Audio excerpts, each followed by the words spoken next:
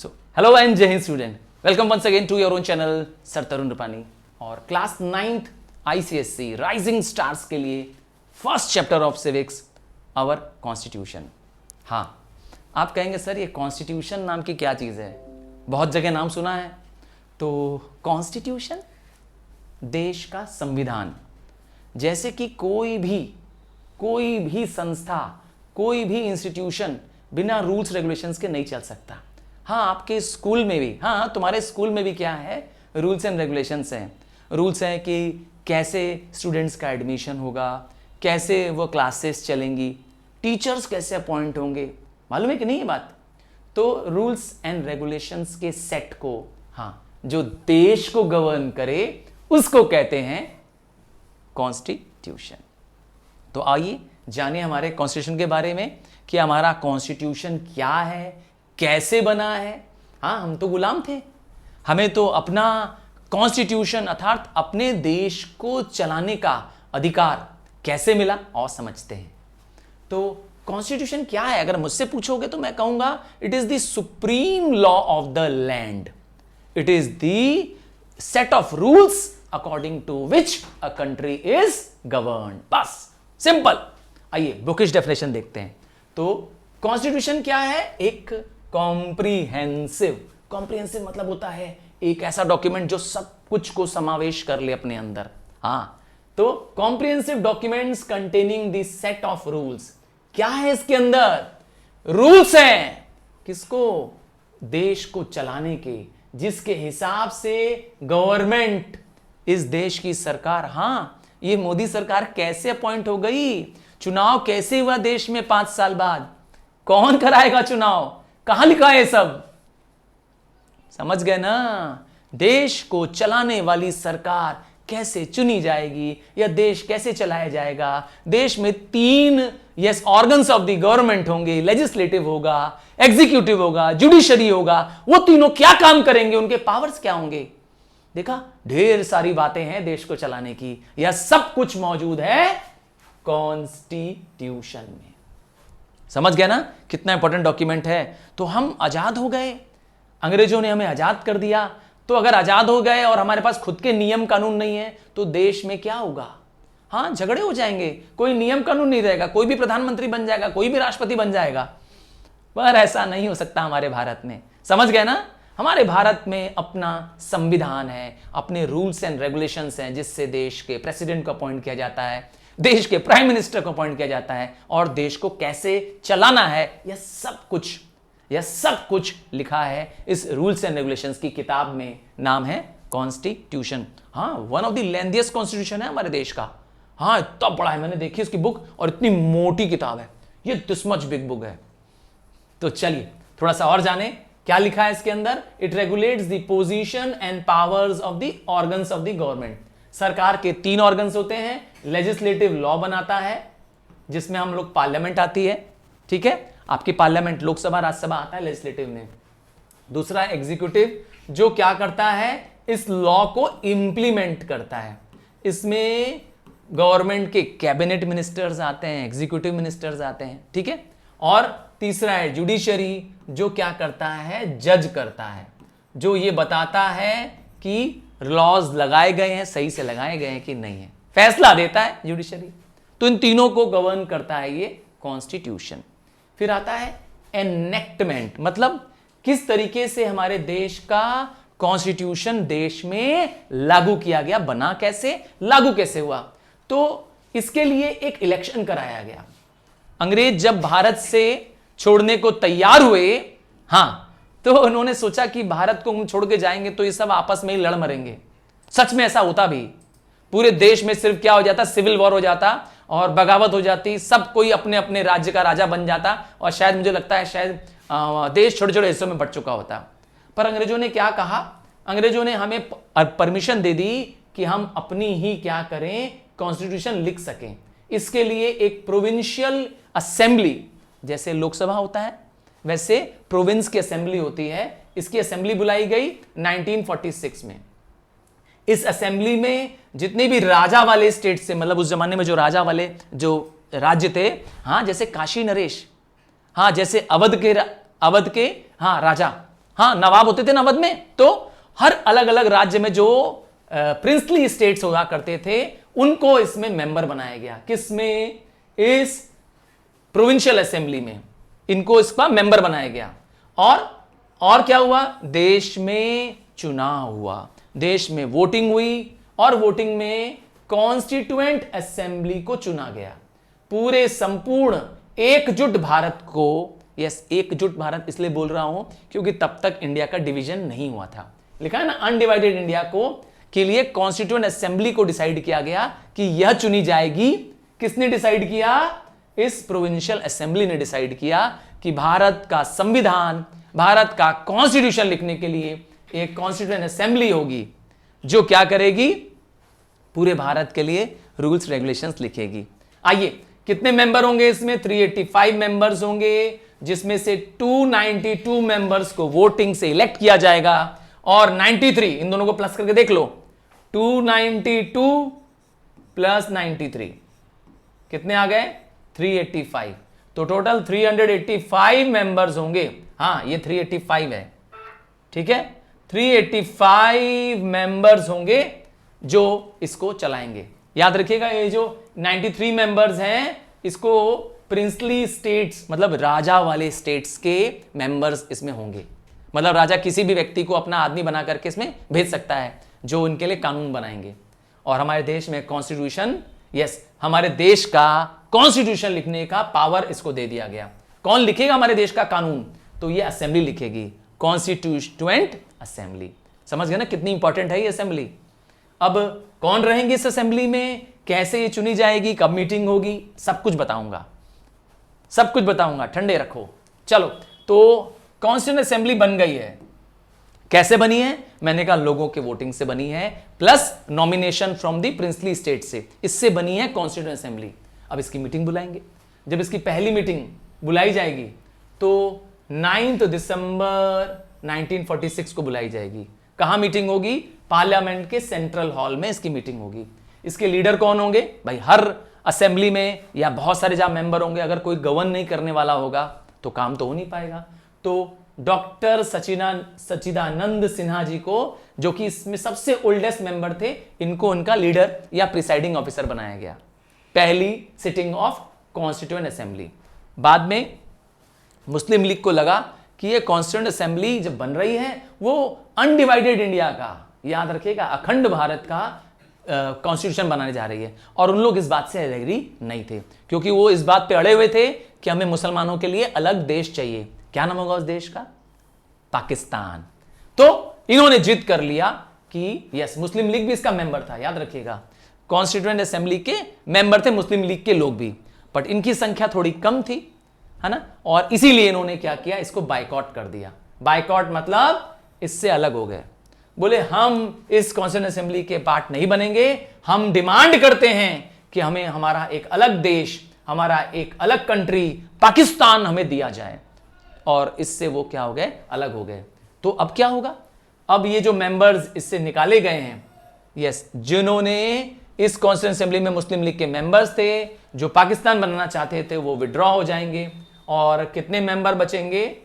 299, ठीक है, 299। 385 मेंबर्स थे टोटल, 299 मेंबर बचे। इसका मतलब क्या हुआ? इसका मतलब हुआ 86 मेंबर, हाँ 86 सही है ना, हाँ 86 मेंबर्स ने छोड़ दिया। क्यों?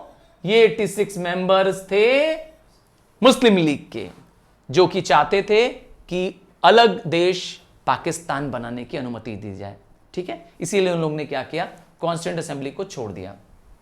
अब आता है कॉम्पोजिशन ऑफ कॉन्स्टिट्यूएंट असेंबली। तो कौन कौन इसमें मेंबर्स थे भाई इस असेंबली में? कौन कौन? तो मैंने कहा हमारे देश, हमारी जो गवर्नमेंट थी उस समय, वो ये सोचती थी कि हर एक जाति के, हर एक धर्म के, हर एक रेस के मेंबर इसमें होने चाहिए। ऐसा क्यों चाहती थी?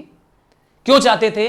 क्योंकि अगर हर जाति के, हर धर्म के लोग होंगे तो वह अपनी बात रख पाएंगे इसके अंदर।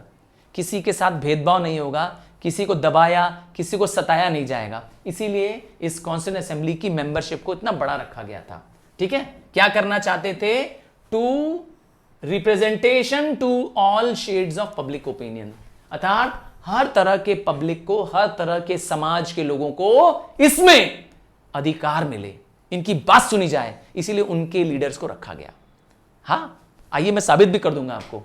तो पहले तो इसमें सिर्फ मुस्लिम लीग या हिंदूज या सिख हुआ करते थे, बाद में इसमें एंग्लो इंडियंस को जोड़ दिया गया, क्रिश्चियंस को, सबको मौका दिया गया, हर एक को मौका दिया। कौन थे उनके लीडर्स, आइए बताने जा रहा हूं।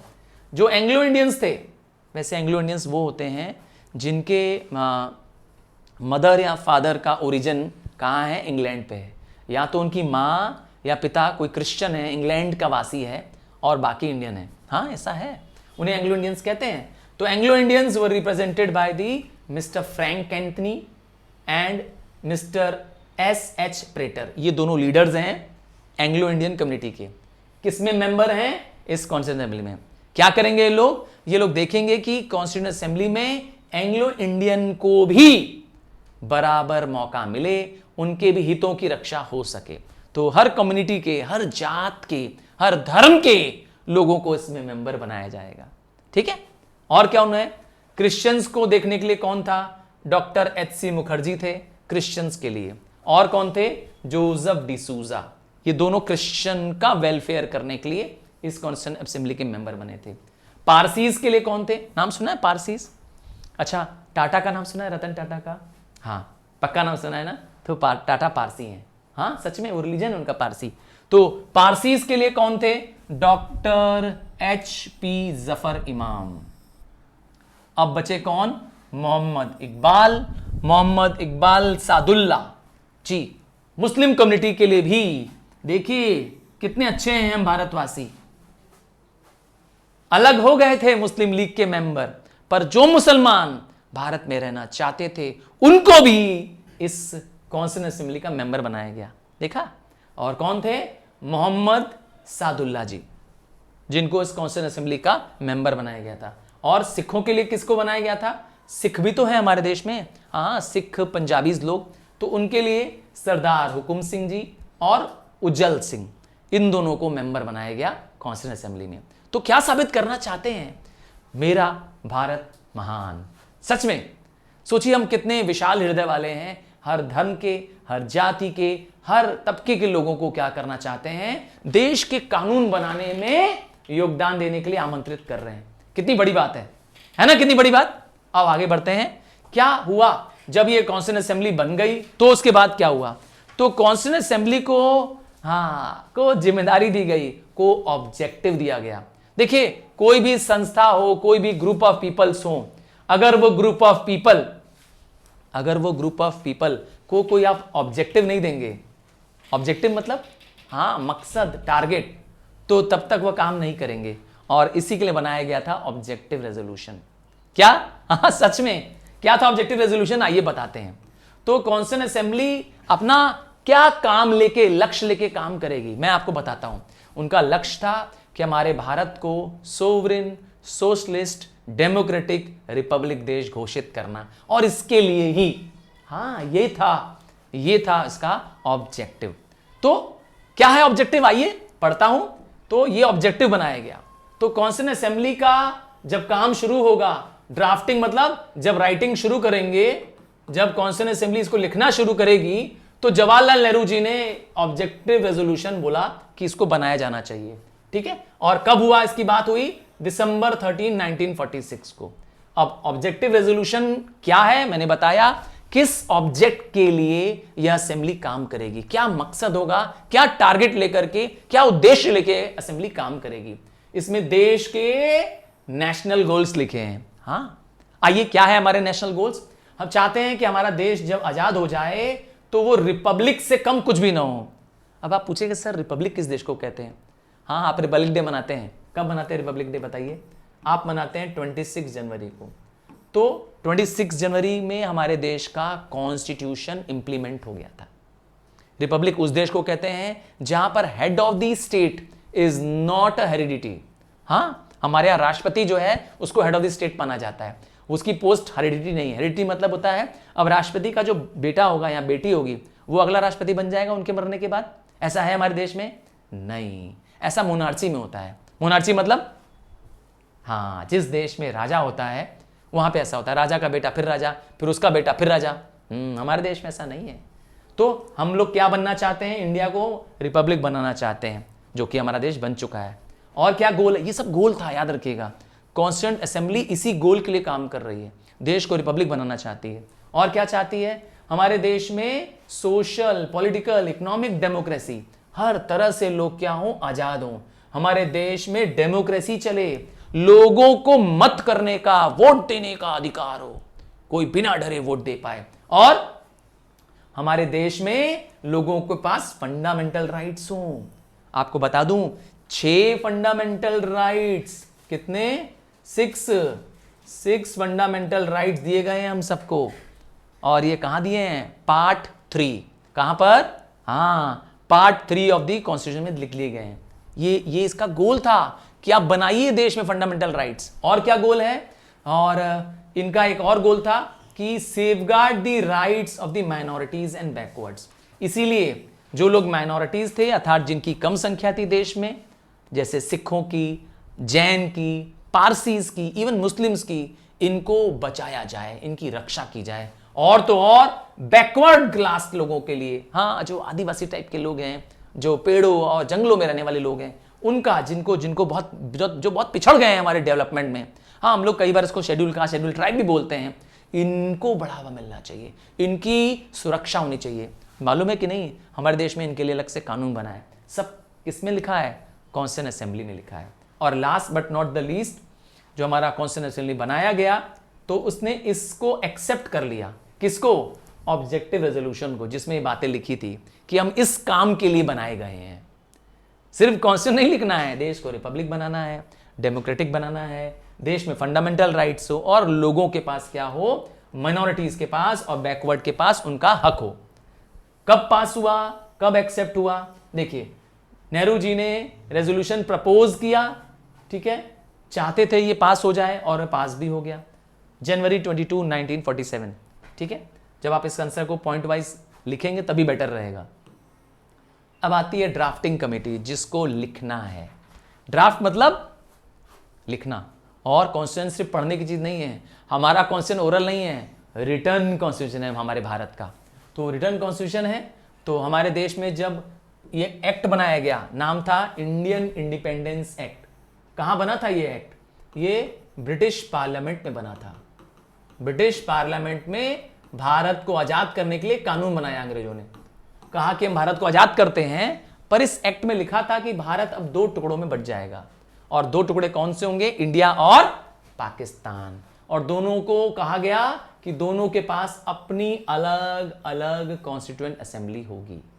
इंडिया का कॉन्स्टिट्यूशन लिखेगी इंडियन कॉन्स्टिट्यूएंट असेंबली, और जो मेंबर्स मुस्लिम लीग से अलग हो गए थे, याद होगा कितने अलग हुए थे? 86। उनको पावर दे दिया गया पाकिस्तान का कॉन्स्टिट्यूशन लिखने के लिए। समझ गए? ड्राफ्टिंग कमेटी बनाई गई। और क्या हुआ? डॉक्टर बी आर अंबेडकर, हाँ, कई बार doctor B are Ambedkar ji को माना गया है the architect of the Indian constitution. तुम्हें पता है आर्किटेक्ट कौन होता है? हाँ, बताऊं? देखिए, कोई भी बड़ी बिल्डिंग बने, कोई भी बड़ा टावर बन जाए, हाँ, उसको बनाने का, उसका नक्शा जो बनाता है व्यक्ति, वो आर्किटेक्ट होता है। तो सोचिए, इंडियन कॉन्स्टिट्यूशन के आर्किटेक्ट माना गया इनको। ठीक है ना? देखिए क्या लिखा है इनके आगे, आर्किटेक्ट ऑफ इंडियन कॉन्स्टिट्यूशन। तो बहुत ही ज्ञानी व्यक्ति थे डॉक्टर बी आर अंबेडकर। क्या इन्होंने प्रिंसिपल्स बनाए? इन्होंने कुछ प्रिंसिपल्स रखे। प्रिंसिपल्स मतलब होता है गाइडलाइंस, उसूल रखे। किसके? इंडियन कॉन्स्टिट्यूशन के। याद रखिएगा, इनकी वजह से हमारा कॉन्स्टिट्यूशन दुनिया का सबसे सुलझा हुआ, सबसे बढ़िया कॉन्स्टिट्यूशन बन पाया, क्योंकि हमने पूरी दुनिया की सारी अच्छी चीजों को अडॉप्ट किया। मैं आपको बता रहा हूं, हमारे कॉन्स्टिट्यूशन में दुनिया भर के कॉन्स्टिट्यूशंस पढ़े गए और उनसे अच्छी चीजों को लेकर के लिखा गया। सच में हर देश में, जो फ्रांस का कॉन्स्टिट्यूशन है, अमेरिका का कॉन्स्टिट्यूशन है, जापान का कॉन्स्टिट्यूशन, हर देश में जो अच्छी बातें थी हमने खोजी, पढ़ी, और लगा कि हमारे देश के लिए फायदेमंद है। सच में। आइए, क्या प्रिंसिपल्स है? क्या प्रिंसिपल्स हैं? प्रिंसिपल ये है कि हमारे देश का जो कॉन्स्टिट्यूशन होना चाहिए वो वर्केबल होना चाहिए, फ्लेक्सिबल होना चाहिए, स्ट्रांग होना चाहिए। दूसरा, हमारे देश के कॉन्स्टिट्यूशन में सेफगार्ड होना चाहिए माइनॉरिटीज के लिए। अभी थोड़ी देर पहले भी बताया था, माइनॉरिटीज की रक्षा करनी है। हमारे देश में सिंगल सिटीजनशिप होगी। हाँ, मतलब भारतीय नागरिकता आपको मिलेगी, स्टेट की नागरिकता नहीं मिलेगी। You are not the citizen of the state. एक सिंगल जुडिशरी सिस्टम होगा, एक यूनिफॉर्म फंडामेंटल लॉ होगा। हमारे देश में एक सिंगल कानून होगा। ऐसा नहीं होगा कि हिंदुओं के लिए अलग कानून है, पंजाबियों के लिए अलग कानून है, पारसीज के लिए अलग कानून है। नो नो नो नो, सबके लिए एक कानून। देखा, ये है हमारे कॉन्स्टिट्यूशन की बढ़ाई। कितने मस्त कॉन्स्टिट्यूशन है हमारे कॉन्स्टिट्यूशन को। में स्टेट गवर्नमेंट से ज्यादा पावर सेंटर को दिया जाता है, क्योंकि सेंट्रल गवर्नमेंट क्या करती है, स्टेट को क्या करती है, कमांड करती है, कंट्रोल करती है। और क्या बनाया गया है, डायरेक्टिव प्रिंसिपल्स बनाया गया है। डायरेक्टिव प्रिंसिपल्स बताता है गवर्नमेंट को कि उन्हें वेलफेयर ऑफ द पीपल के लिए क्या क्या काम करना चाहिए। हाँ, इसमें लिखा हुआ है। ये अलग बात है कि डायरेक्टिव प्रिंसिपल्स जो हैं जस्टिसिएबल नहीं है, मतलब गवर्नमेंट अगर इसको नहीं करेगी तो हम लोग गवर्नमेंट को जेल नहीं डलवा सकते हैं। हाँ, ये बता देता हूं। समझ गया प्रिंसिपल्स क्या है हमारे क्वेश्चन का। देखिए, इतना डिटेल में कहीं कोई भी आपको नहीं बताएगा, और ये अकेला एक चैनल है जहां पर आपको एक एक टॉपिक डिटेल्ड में, हाँ आई प्रॉमिस यू, आप चाहे तो खोज दीजिए, पूरा गूगल कर डालिए, आपको कहीं नहीं मिलेंगे। आपके गूगल सर तरुण पानी ही मिलेंगे। इसीलिए कहीं भी खोज लीजिएगा, आपको इतना डिटेल एक्सप्लेनेशन नहीं मिलेगा, आई प्रॉमिस यू। और ये नोट्स, टेक नो वरी, ये नोट्स भी आपको मिल जाएंगे। कहां मिलने वाले हैं, डिस्क्रिप्शन में जाइएगा, मैंने व्हाट्सएप ग्रुप बना रखा है आपके लिए, राइजिंग स्टार्स, या टेलीग्राम चैनल भी है इसी नाम से, ज्वाइन करिए। और ये सारे नोट्स आपको एब्सोल्युटली फ्री मिलने वाले हैं। ये आपकी बुक को सिंप्लीफाइड करके बनाया गया है। इसके बाद कहीं कुछ पढ़ने की जरूरत नहीं पड़ेगी, ना क्वेश्चन से खोजने की जरूरत है, ना चैप्टर पढ़ने की जरूरत है, कुछ नहीं, देखना भी मत, मैं तुमको बता रहा हूं। यस, पढ़ने की जरूरत नहीं पड़ेगी। I am covering your entire syllabus, पूरा लेटेस्ट सिलेबस फॉलो कर रहा हूं, ठीक है। तो चलिए, रीडिंग्स कैसे हुई। अब कॉन्स्टिट्यूएंट असेंबली क्या करेगी, लिख देगी। पहले लिखने को कहते हैं ड्राफ्ट करना। ड्राफ्ट का मतलब होता है एक तरह का रफ राइटिंग करना। क्या करना है हमें, कॉन्स्टिट्यूशन का पहले रफ रिकॉर्ड बनाना है, ठीक है। ड्राफ्ट बनाएंगे कॉन्स्टिट्यूएंट असेंबली के लोग, ठीक है, और क्लॉज बाय क्लॉज, एक एक पॉइंट बाय पॉइंट बना लेंगे। इस ड्राफ्ट की सेकंड रीडिंग होगी। रीडिंग मतलब समझ गया ना, इसको जोर जोर से पढ़ा जाता था कि यह कानून लिखा जा रहा है, ठीक है। और सारे मेंबर्स जो थे, हाँ सारे मेंबर्स, कितने मेंबर्स बचे थे, 299 मेंबर्स बचे थे, ये सारे मेंबर्स को सुनते थे। समझ गया ना। फिर क्या होगा, फिर थर्ड रीडिंग होगी और लास्ट रीडिंग, जिसको हम कहते हैं फाइनल रीडिंग होगी। ध्यान दीजिएगा, फाइनल रीडिंग का डेट इंपॉर्टेंट है। फाइनल रीडिंग होगी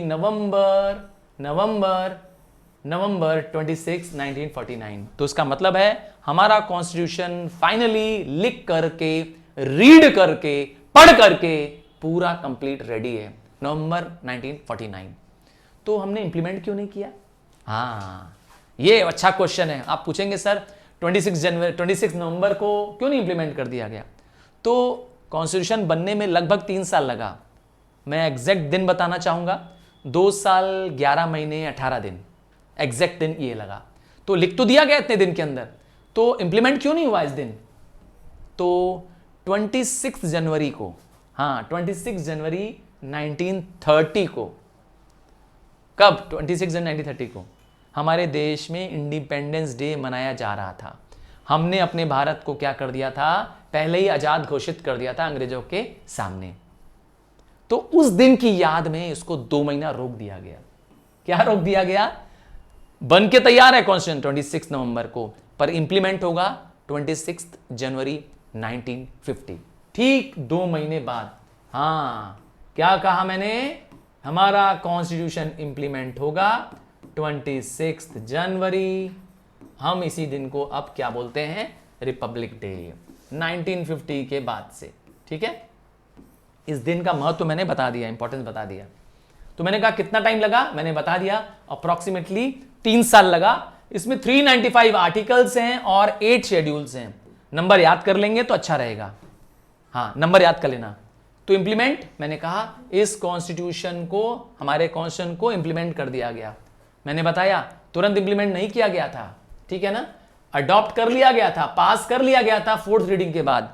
4th रीडिंग हुई थी, 4 रीडिंग कब हुआ था ये भी बता दिया, नवंबर 26 1949, अभी बताया था ना।